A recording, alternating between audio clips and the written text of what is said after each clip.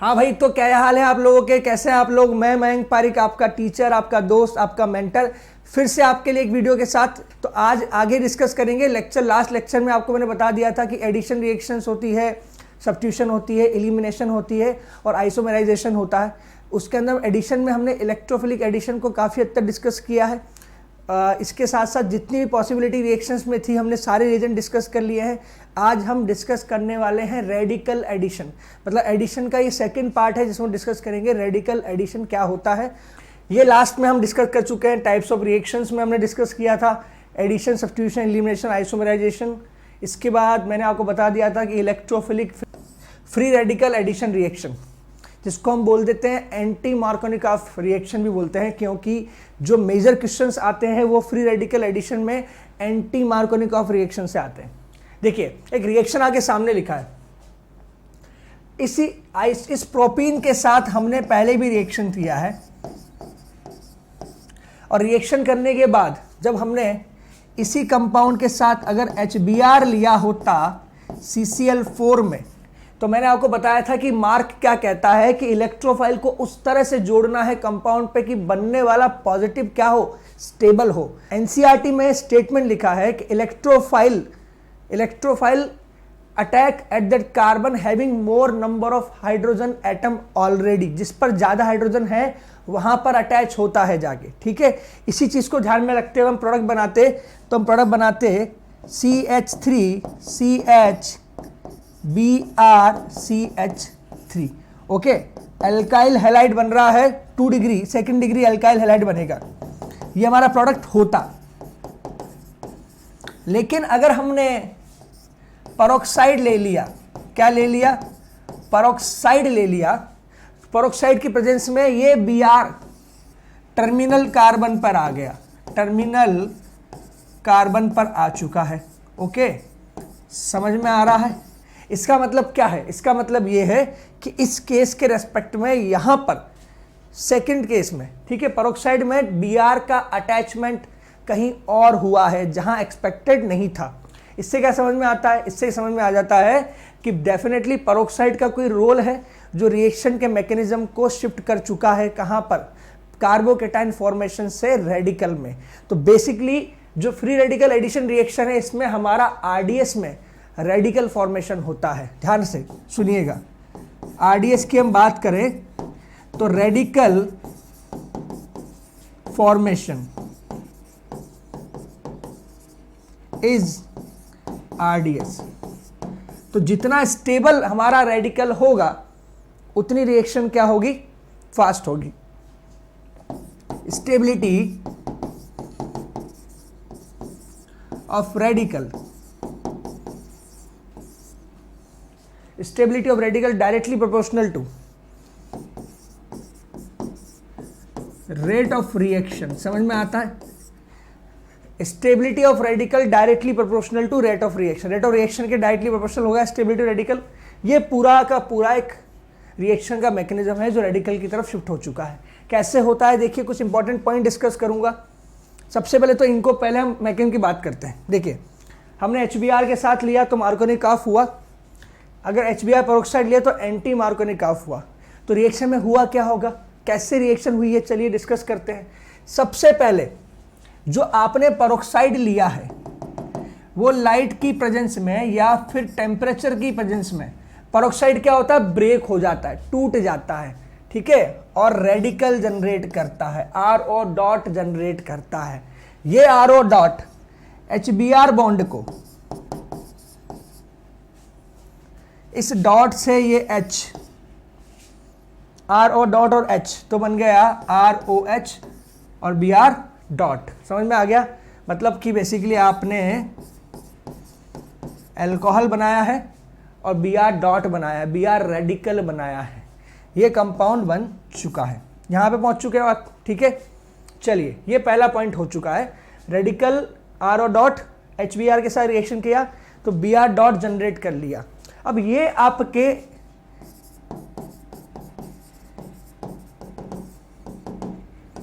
Electrophile का काम करेगा, बेसिकली इलेक्ट्रोफाइल के जैसा काम करेगा।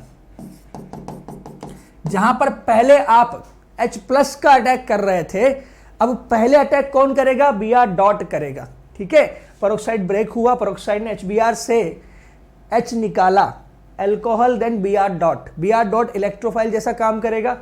अगली स्टेप में जिसको हम बोलते हैं चेन प्रोपगेशन, प्रोपगेट करती है चेन, उसमें इस एल्कीन पर इस Br को इस तरह से जोड़ना है, इस तरह से अटैचमेंट कराना है Br का कि बनने वाला रेडिकल स्टेबल हो। मतलब Br यहां भी आ सकता है और Br यहां भी आ सकता है। अगर Br इस कार्बन पे लगा तो डिग्री रेडिकल की कितनी है? 2 डिग्री। और कितने हाइड्रोजन है? राइट में 2 और लेफ्ट में 3, 5 अल्फा H। HBr में अब हमारे पास क्या है? HBr जोड़ा हमने, Br जोड़ चुके हैं, अब इस पर आके कौन जुड़ जाएगा? इस पर आकर H डॉट जुड़ेगा। कौन जुड़ेगा? H dot. तो बेसिकली आपने रेडिकल का एडिशन किया है ना, इसलिए रिएक्शन को हम क्या बोल रहे हैं? Radical addition. पहले Br अटैच हुआ, फिर H आया है। याद करिए जो पहले हम रिएक्शन पढ़ रहे थे जिसमें हमने HBr लिया था CCl4 के साथ, वहां हम H प्लस और Br माइनस यूज कर रहे थे। तो पहले अटैक H प्लस कर रहा था इसलिए, और प्रो जनरेट कर रहा था पॉजिटिव चार्ज। यहां अटैक पहले Br कर रहा है, Br टर्मिनल पे आ गया। और टर्मिनल पे आने का रीजन क्या है? अगर टर्मिनल पे आता है तो हमारा रेडिकल कहां आ गया? बीच में। ये स्टेबिलिटी में ज्यादा है इसके कंपैरिजन में, क्योंकि अगर Br कहां आ जाता? इस वाले कार्बन पर, उस कंडीशन में आपका रेडिकल क्या हो गया? 1 डिग्री। अल्फा H कितने हो गए? 1 अल्फा H। लेस स्टेबल बोल सकता हूं, लेस स्टेबल है, ये मोर स्टेबल है।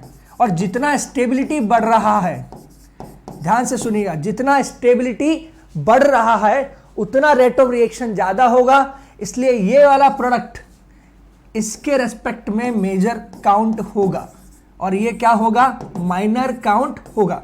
ऊपर वाला मेजर, नीचे वाला माइनर। ये रिएक्शन हो गई।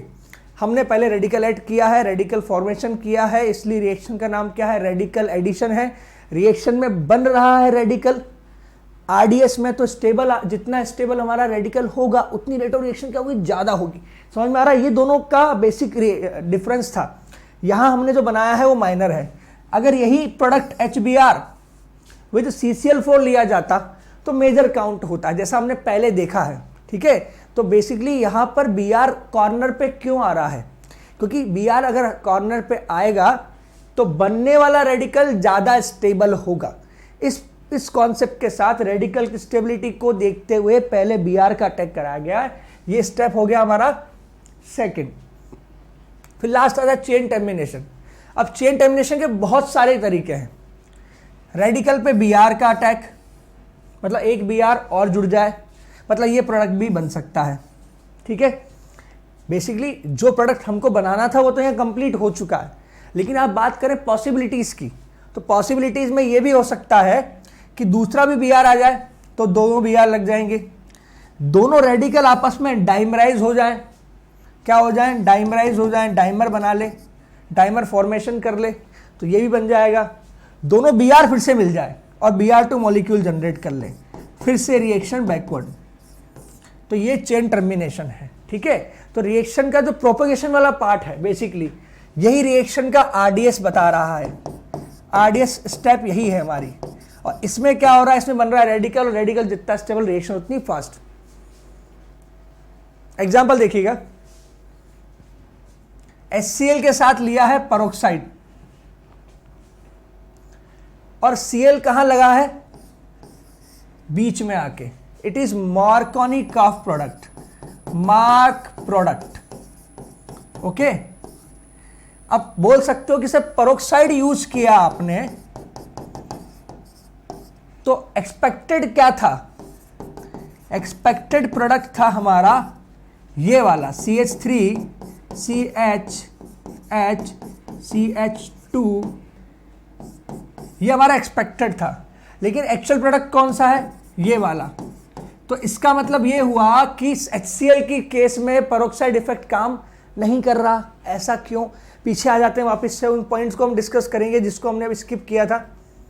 देखिए पहला पॉइंट समझिएगा, in presence of peroxide addition of HBr, peroxide की प्रेजेंस में HBr का addition follow anti Markovnikov rule. इसका मतलब कि मार्क के अकॉर्डिंग जो प्रोडक्ट बनना चाहिए था मेजर, उसका अपोजिट बनता है, उल्टा बनता है। ठीक है, this is called peroxide effect. Peroxide की प्रेजेंस में अगर HBr का एडिशन करते हो तो आपको एंटी मार्क प्रोडक्ट मिलता है, जिसे हम पेरोक्साइड इफेक्ट बोल देते हैं, या फिर बोल देते हैं खराश इफेक्ट। क्या बोलते हैं? खराश इफेक्ट। और प्रोडक्ट मिलता है एंटी मार्कोनिकॉफ। ध्यान सुनिएगा, it is due to difference in the mechanism of addition. बिल्कुल, अभी हमने देखा कि पहले Br अटैक कर रहा है, नॉर्मली पहले H अटैक करता है, यहां Br कर रहा है, तो ये डिफरेंस आ गया। आगे सुनिएगा, in normal Markovnikov mechanism is आयनिक। इसका मतलब यह है कि H प्लस होता है तो Br माइनस होता है, H प्लस होता है तो Cl माइनस होता है, मतलब आयनिक मैकेनिज्म को फॉलो करता है मार्कोनिकॉफ रूल। लेकिन in presence of peroxide HBr takes place via free radical, मतलब H डॉट बनता है और Br डॉट बनता है। समझ में आ गया? तो इसका मतलब ये हुआ कि HBr के लिए बार बार बोला जा रहा है, लेकिन HF, HCl और HI do not follow peroxide effect. That means in the case of peroxide, HCl, HI and HF still follow ionic mechanism. HF H plus F minus में टूटेगा, HCl H plus Cl minus में टूटेगा, HI H plus और I minus में ही टूटेगा। Reaction किसको follow करेगी? Simple electrophilic addition mechanism को, ना कि रेडिकल एडिशन मैकेनिज्म को। इसका मतलब ये हो गया, डिटेल में अगर हम समझना चाहें, इन तीनों के लिए अगर हम बात करते हैं तो एडिशन में 2 स्टेप्स होती है।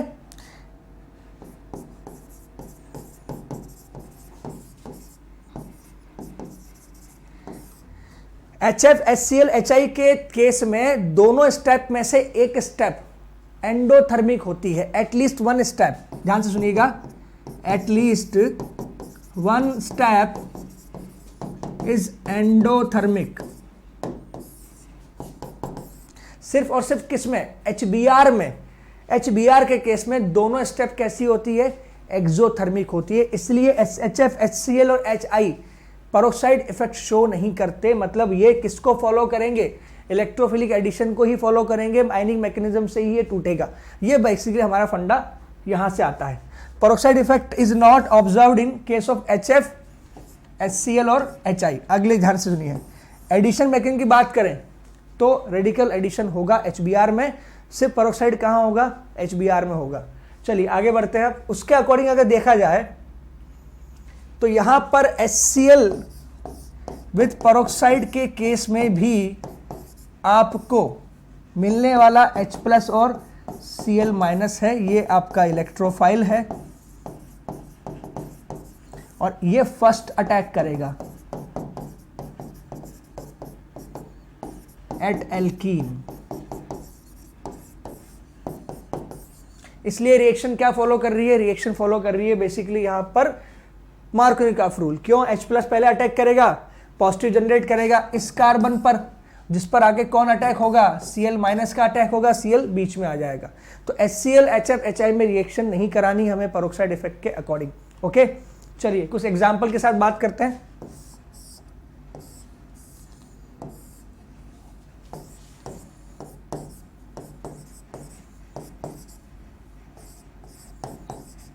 HBr पेरोक्साइड दिया हुआ है और इसी पर अगर हम बात करें तो हमने सिंपल HBr CCl4 में लिया है। देखिए प्रोडक्ट में कितना डिफरेंस आता है। मैंने आपको कहा था रेडिकल में रीअरेंजमेंट नहीं होता, रेडिकल में रीअरेंजमेंट नहीं होता।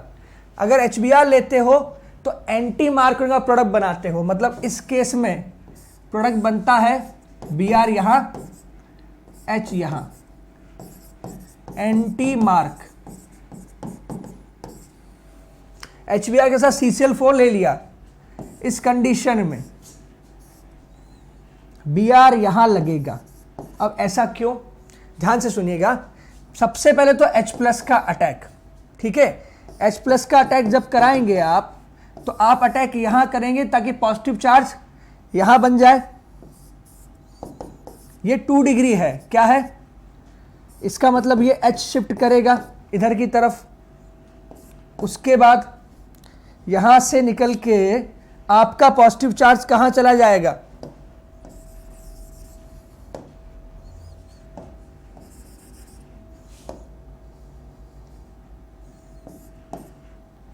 यहां पे आ चुका होगा। ठीक है, पॉजिटिव चार्ज यहां आ चुका होगा। इस पॉजिटिव चार्ज के पास फिर कौन अटैक करेगा, इस पॉजिटिव पर अटैक करेगा Br माइनस। समझ में आता है, जैसे ही Br माइनस ने अटैक किया तो यहां Br लग जाएगा। तो ये आपका फाइनल प्रोडक्ट बनेगा रीअरेंजमेंट होने के बाद। रीअरेंजमेंट क्यों हो रहा है, क्योंकि कार्बोकैटायन बना रहे हो, यहां कार्बोकैटायन नहीं बन रहा। ये मैकेनिज्म फॉलो कर रहा है रेडिकल को, और रेडिकल में no rearrangement.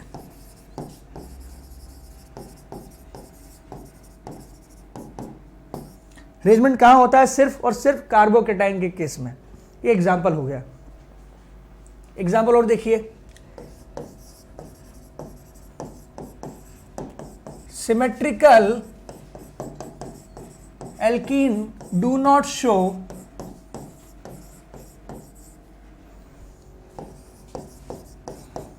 peroxide effect, anti-mark product not formed। Simple सा फंडा है, अगर आपको एक एल्कीन दिया जाए जो सिमेट्रिकल है, चाहे वो ऐसा है चाहे वो ऐसा है, इस कंडीशन में आप चाहे HBr के साथ पेरोक्साइड ले लें या HBr के साथ CCl4 ले लें, दोनों में प्रोडक्ट आपका कुछ ऐसा ही बनेगा। क्यों, क्योंकि दोनों कार्बन की पोजीशन देखने में बिल्कुल सेम है, तो कहीं भी अटैक करा दो बनने वाला यही है। इस कंपाउंड के साथ भी सेम ऐसा ही होने वाला है। HBr के साथ आपने पेरोक्साइड लिया, आपने अगर HBr के साथ CCl4 लिया, दोनों में आपको मिलेगा क्या, यही मिलेगा। समझ में आ रहा है, दोनों में क्या मिलेगा, सेम प्रोडक्ट मिलेगा। तो ये है बेसिकली एक मैकेनिज्म, या अपन समझ सकते हैं कि सिमेट्रिकल कंपाउंड जब भी लोगे एल्कीन के एडिशन में पेरोक्साइड इफेक्ट काम नहीं करता। एक लास्ट एग्जांपल समझा देता हूं आपको।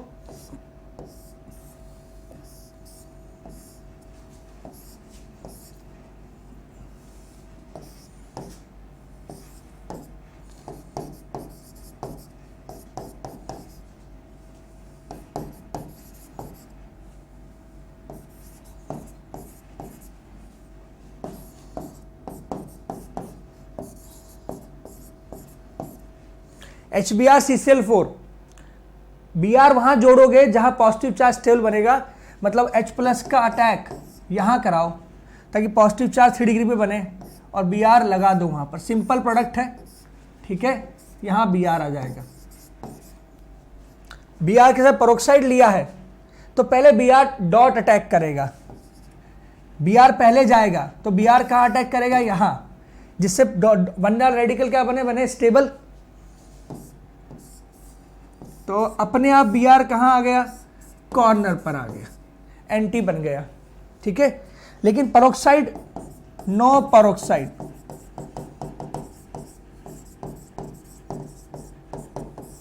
इस कंडीशन में